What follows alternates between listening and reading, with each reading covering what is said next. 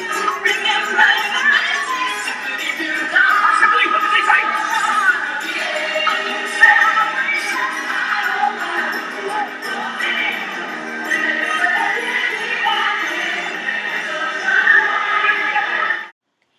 everyone! So today's vlog is going to focus on part 2 of the Disney College Program application process, which is the WBI, or the Web Based Interview. What that is, it's an online test that's measuring your personality and work ethic. It is a little scary because it will tell you instantly after you finish whether you passed or not, and it saves your score for 6 months. So what happened to me is I unfortunately did not pass the first time that I took the test, and I had to wait a month after applications dropped the next go round until I could apply. So it is a little nerve-wracking, but you don't have to worry about it. I'm going to tell you all the things that I did wrong so that you won't make those mistakes. They say it takes about 40 minutes. I don't think anyone has really taken up that full 40 minutes, but just know that you should have a good window of time where you can relax and just focus on this. Each question is timed. They give you about 45 seconds for each question. So if you miss one or two, it's okay. Just keep going and try not to let it happen too many times. I did take mine on a MacBook Pro, which it was fine. Everybody seems to have a couple glitches throughout the test, which it's okay if that happens. Just keep going and don't freak out too much. So there's two main parts to the WBI, which I'm going to call are the rating questions and the multiple choice questions. So in the rating questions, Disney will give you a statement and you're going to tell them how you feel about that. The options are strongly agree, agree, neutral, disagree, and strongly disagree. I highly recommend that you say strongly agree or strongly disagree. That's because Disney wants you to have an opinion on what they're asking you. They want you to be sure about it. And that's one of the things that I did the first time that I took the test. I was afraid to go one way or another and sound too cocky, but that's what they want. They want you to know how you feel about something.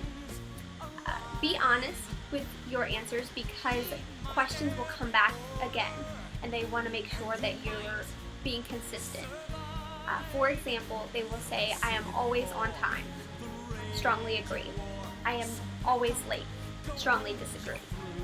So make sure that you're reading the questions very carefully and that you understand them.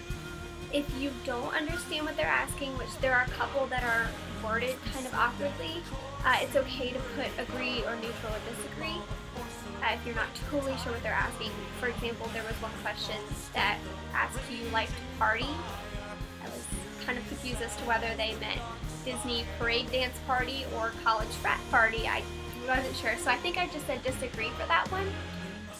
But just, you know what they're looking for, and try to make sure that you're answering the questions honestly and how a Disney employee would answer them.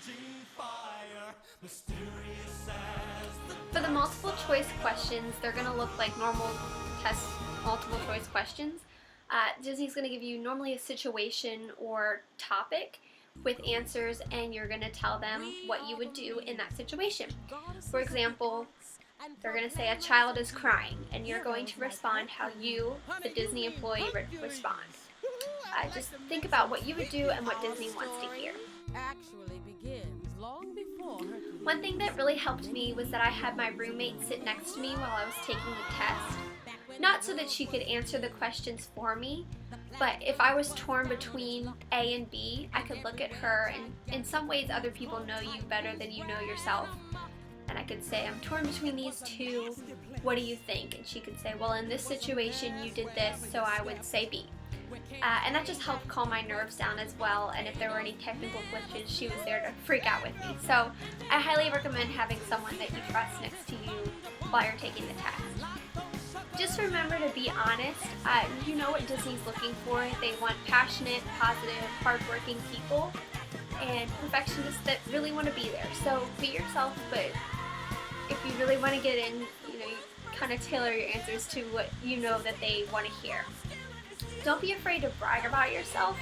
Disney's looking for the absolute best people that they can get for this program, so don't be shy. Tell them how awesome you are.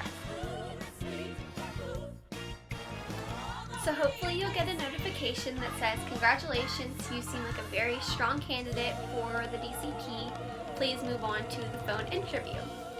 I'm going to talk about the phone interview in my next video, but one thing that I did want to mention in this video has to do with picking the time for your phone interview, because you will do that a couple hours after your WBI.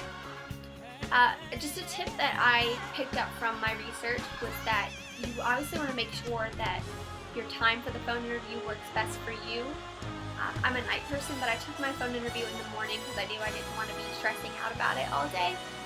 At the same time, look at what time it is for your recruiter, especially if you're in a different time zone.